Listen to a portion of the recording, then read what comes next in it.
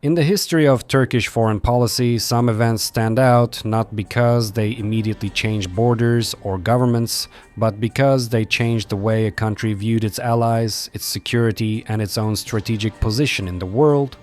One of these events was the Johnson Letter crisis of 1964. The Johnson Letter was a diplomatic message sent by United States President Lyndon B. Johnson to Turkish Prime Minister İsmetİnönü on June 5, 1964.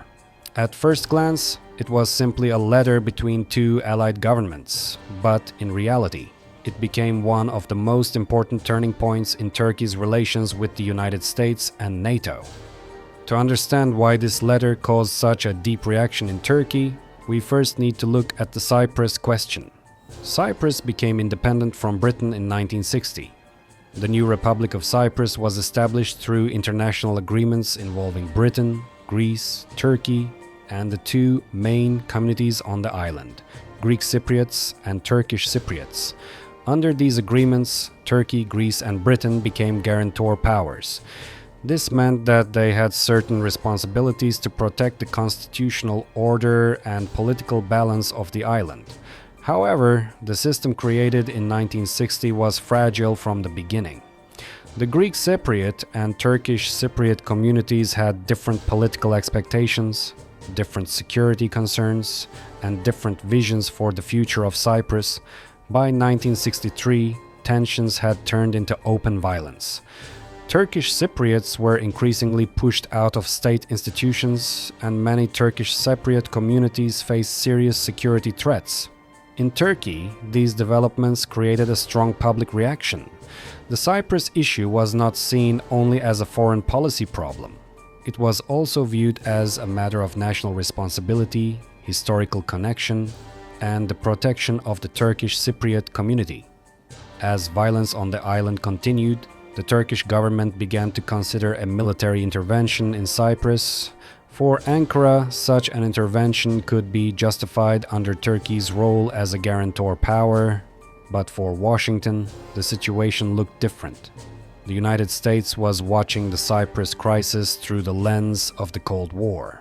Turkey and Greece were both NATO members. A conflict between them could weaken the southeastern flank of NATO and create an opportunity for Soviet influence in the eastern Mediterranean. From the American perspective, preventing a war between two allies was a strategic priority. It was in this tense atmosphere that President Johnson sent his letter to Prime Minister İnönü. The tone of the letter was unusually direct and harsh. Johnson warned Turkey not to take military action in Cyprus without consulting the United States and its NATO allies. But the most controversial part of the letter was not only this warning. It was the implication that if Turkey's intervention led to Soviet involvement, NATO might not automatically come to Turkey's defense. For Turkey, this was shocking. Turkey had joined NATO in 1952 and had built much of its post-war security policy around the Western Alliance. The Turkish leadership had assumed that NATO membership provided a firm security guarantee, especially against the Soviet Union. But Johnson's letter appeared to question that assumption. It suggested that alliance solidarity had limits and that Turkey could not always expect automatic support from its allies.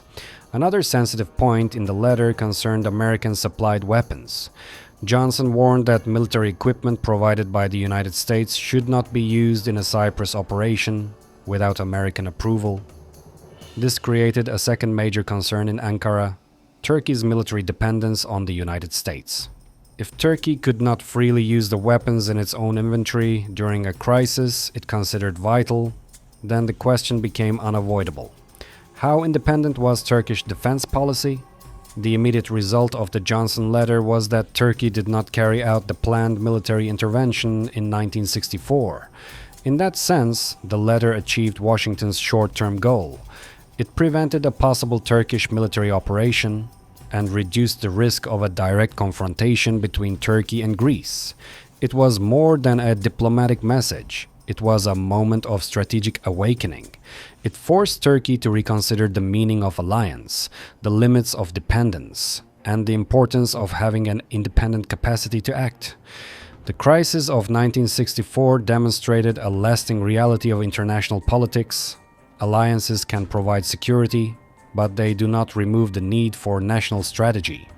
For Turkey, the Johnson letter became a reminder that foreign policy requires balance between loyalty and autonomy, cooperation and independence, alliance commitments and national interests.